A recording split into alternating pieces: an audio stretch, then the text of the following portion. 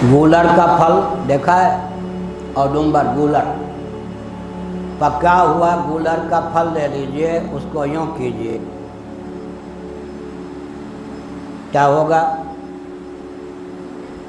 उड़ते हुए फुदकते हुए पतंगे दिखाई पड़ेंगे। एक आंध्र कोट की परंपरा का आम आता है, इतना बड़ा होता है, उसको अमनिया करने पर, काटने पर बहुत नीले रंग की मोटी जीवित मक्खी निकलती, एक ही वो आम ही विचित्र ढंग का होता है ना। पी लो वो रामकृष्ण परमहंस जी के गुरु नहीं, वो दूसरे तोतापुरी, आम का नाम है वो। उस आम में एक ही मक्खी होती है, एक बहुत पुष्ट घनीभूत आम काट अमनिया करने पर उसे नीले रंग की जीवित मक्खी निकलती है। वो मक्खी जब तक तोतापुरी आम के अंदर होती है, विविध पतंगे उड़ने वाले जब वो गूलर फल के अंदर होते हैं, तब तक क्या होता, उनकी दृष्टि में वहीं का संसार होता है या नहीं? संसार उनकी दृष्टि में क्षेत्रफल कितना है संसार का, उतना ही, वो भी पूरा हिस्सा नहीं आम का, वो जहाँ पर वो है वहीं उतना ही। जैसे माँ के गर्भ में हम आपसे बाल गोपाल होकर हमारी दुनिया, हमारी सृष्टि का क्षेत्रफल जितना स्थान माँ के शरीर में मिला था रहने के लिए 9 महीने, उतना ही ना। जब गर्भ से बाहर आ जाते हैं तब, लेकिन गर्भ से बाहर आ जाने पर भी जितना संसार हमको दिखता है, संसार का क्षेत्रफल वही है क्या? रात्रि में खुले बादल आदि ना हो, मैदान में चले जाएं और कृष्ण पक्ष ऊपर की ओर दृष्टि डालें, सैकड़ों नक्षत्रों का दर्शन होता है या नहीं? ध्रुव तारे, सप्तर्षि आदि का होता है या नहीं? वहाँ तक हमारी गति तो हो ही नहीं सकती इस जीवन में। तो हमने एक संकेत किया, लेकिन जहाँ तक हमारी दृष्टि खुले मैदान में नेत्र को ऊपर करने पर होती है, उतना ही संसार है क्या? उससे भी बहुत बृहत है। इसी प्रकार जो शरीर को ही, चेतना विशिष्ट शरीर को ही आत्मा मानते हैं, उनकी चेतना शक्ति बहुत कुंठित हो जाती है, स्थूल हो जाती है। एक विचित्र बात, कल एक बच्चा कह रहा था, हमको कुछ ऐसा मंत्र बताओ कि हमारी बुद्धि तेज हो जाए, बुद्धि हमको मिल जाए। अब सुनिए लौकिक गाथा, इनकी बुद्धि मोटी है, इनकी बुद्धि बहुत सूक्ष्म है, कहते हैं या नहीं? इनकी बुद्धि बीज कोटि की है, न बहुत सूक्ष्म है न बहुत सूक्ष्म। बुद्धि तो जैसी है वैसे ही है, बुद्धि तो सूक्ष्म ही होती है। बुद्धि को हम आँख से देख सकते क्या? इंद्रियाँ अतीन्द्रिय होती हैं, बुद्धि भी, बुद्धि को हम आँख से तो नहीं देख सकते, लेकिन बुद्धि स्थूल है। इनकी बुद्धि कुशाग्र है, सूक्ष्म है, इनकी बुद्धि अति सूक्ष्म है। ये कैसे कहते हैं? स्थूल विषय का चिंतन करते करते करते करते अपने आप में सूक्ष्म बुद्धि भी स्थूल मान ली जाती है। सूक्ष्म तत्व में उस बुद्धि का प्रवेश नहीं होता। ठीक, सूक्ष्म विषय का चिंतन करते करते बुद्धि इतनी सूक्ष्म हो जाती है, सूक्ष्म विषय में भी बुद्धि की गति हो जाती है। और कहीं परमात्मा अपने उद्गम स्थान, चेतना का मौलिक स्वरूप, उसका चिंतन बुद्धि के द्वारा हो, आत्मा वार्य द्रष्टव्य, श्रोतव्यो, मंतव्यो, निधिध्यासितव्य, तो बुद्धि इतनी सूक्ष्म हो जाती है कि कालातीत परमात्मा तक भी उसकी गति हो जाती है।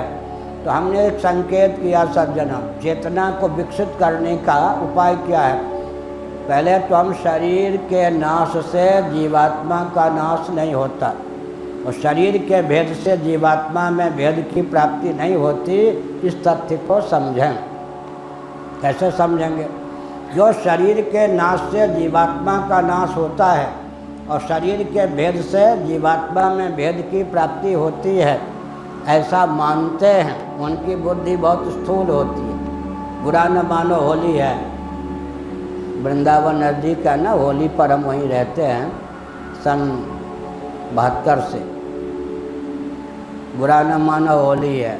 ये जितने भौतिकवादी हैं, चेतना विशिष्ट शरीर को आत्मा मानने वाले, उनको लोग बहुत बुद्धिमान समझते हैं, होते वो बुद्धू हैं, हम समझते बुद्धिमान। भौतिकवादियों की बुद्धि सूक्ष्म हो ही नहीं सकती है, क्योंकि उनके चिंतन का विषय इतना स्थूल होता है केवल प्रत्यक्ष प्रमाण के द्वारा जिन वस्तुओं का अधिगम होता है वहीं तक उनकी बुद्धि सीमित रहती है। इसलिए होते वो बुद्ध हो और लोक में प्रसिद्धि होती बुद्धिमान। इनसे बात मत करना, ये पढ़े लिखे हैं, ये भौतिकवादी हैं भाई, ये कान काट लेंगे, बड़े बुद्धिमान होते। अरे बुद्धिमान कैसे होंगे? शरीर को आत्मा मानने वाला कहाँ बुद्धिमान होता है? उसकी बुद्धि का स्तर तो उतना ही होता है जैसा गूलर के फल के पतिंगे का या तोतापुरी आम के फल के अंदर का वो मक्खी का स्तर जो होता है, उसकी अपेक्षा इंद्रियों तक जिनकी बुद्धि की गति हो गई, बुद्धि की अपेक्षा इंद्रिय अवर है। इंद्रियाणि पराण्याहुरिन्द्रियेभ्यः परं मनः मनसस्तु परा बुद्धि यो बुद्धेः परतस्तु सः। गीता। बुद्धि की अपेक्षा मन न्यून है, मन की अपेक्षा इंद्रियां न्यून हैं, इंद्रियों की अपेक्षा यह स्थूल शरीर और बाह्य स्त्री पुरुष आम अमरूद इत्यादि स्थूल हैं। लेकिन कथा यह है कि बुद्धि मन से भी सूक्ष्म होने पर भी बुद्धि स्थूल शरीर में बाह्य आम अमरूद रसगुल्ला मालपुआ सचंदन वनिता व्यंजनादि में रमे रहने के कारण इसकी स्थूल हो जाती है कि बुद्धि की गति जहाँ बुद्धि है वहाँ तक पहुँचाना भी कठिन है। मैं थोड़ा धीरे से बोल रहा हूँ एक वक्त। बुद्धि की गति वहाँ तक भी नहीं है जहाँ बुद्धि का स्थान है। कमरे से बाहर आकर कोई भटक जाए या दिल्ली जैसे महानगर में जहाँ उसका भवन हो मकान हो जहाँ रहता हो भटक जाए तो उसको अपने ही घर में आने में कितना समय लगता है, भटकते भटकते भटकते भटकते। इसी प्रकार बुद्धि का स्तर जहाँ है, बुद्धि जहाँ है, गीता इंद्रियाणि पराण्याहुरिन्द्रियेभ्यः परं मनः मनसस्तु परा बुद्धि। शरीर से अंतरंग सूक्ष्म है, सूक्ष्म है इंद्रियां, इंद्रियों से सूक्ष्म है मन, मन से भी सूक्ष्म है बुद्धि। लेकिन शरीर में बाह्य जगत में रमे रहने के कारण हमारी चेतना शक्ति इतनी स्थूल हो गई है कि सूक्ष्म विषय तक उसकी गति नहीं होती। अब हम इंद्रिय तक ले आवें तब चेतना शक्ति और पुष्ट हो जाती है। इंद्रियों की गति कहाँ तक है? स्थूल शरीर की गति, मुर्दा की गति न वर्तमान में है, न भूत में है, न भविष्य में है, वो तो चेतना शून्य है। लेकिन इंद्रियों की गति कहाँ होती है? छांदोग्य उपनिषद वर्तमान, केवल वर्तमान में इंद्रियों की गति होती है। और मन की गति, बुद्धि की गति क्या है जी? भूत भविष्य वर्तमान तीनों कालों में है।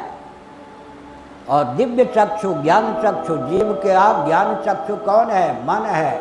दिव्य चक्षु कौन है? ज्ञान चक्षु कौन है? छांदोग्य उपनिषद के अनुसार बुद्धि है। तो पहले तो हम बुद्धि को शरीर से ऊपर करके मन इंद्रियों तक लावें, तब चेतना शक्ति हमारी सूक्ष्म होगी। इंद्रियों से ऊपर उठा करके मन तक लावें और सूक्ष्म हो जाएगी, क्योंकि मन की गति भूत भविष्य वर्तमान तीनों कालों में होती है।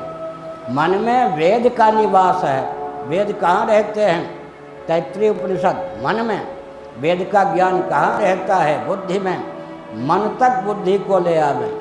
फिर मन से भी यदा पंचावतिष्ठन्ते ज्ञानानि मनसा सह कठोपनिषद, मन से भी बुद्धि को ऊपर कर्षित करके बुद्धि तक ले आवे।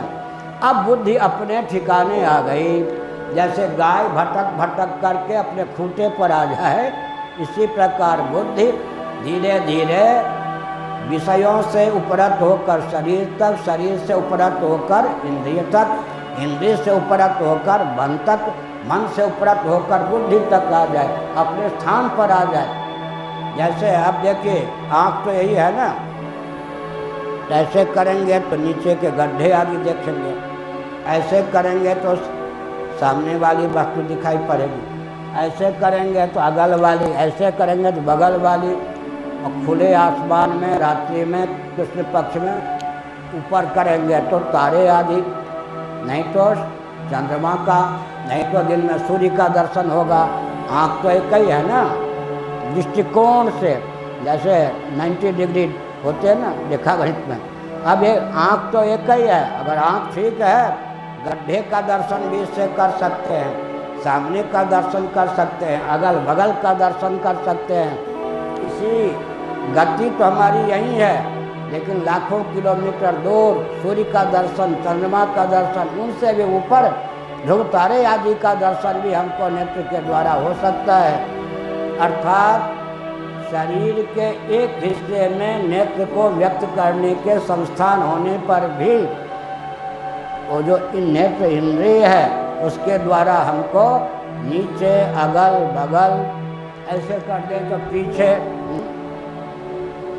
और ऊपर और यहाँ तक ध्रुव तारे तक का दर्शन हो सकता है। इसी प्रकार चेतना शक्ति को विकसित करने के लिए अगर हम अध्यात्म का आलम्बन लेते हैं, अध्यात्म माने क्रम से विषय की अपेक्षा शरीर, शरीर की अपेक्षा इंद्रिय, इंद्रिय की अपेक्षा मन, मन की अपेक्षा बुद्धि, बुद्धि की अपेक्षा